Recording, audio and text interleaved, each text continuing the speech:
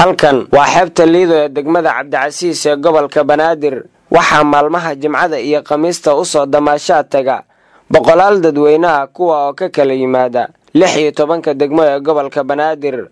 dadka xeebta Liido ee degmada Cabdicasiis ee gobolka Banaadir damaashaadka u yimaada ayaa waxay iskugu jiraan rag iyo dumar haddaba waxaan xeebta Liido ee degmada Cabdicasiis ee gobolka Banaadir kula kulanay dadkii halkaas u soo damaashaad tagay waxayna noo sharaxayaan sida dareenkoodu uu yahay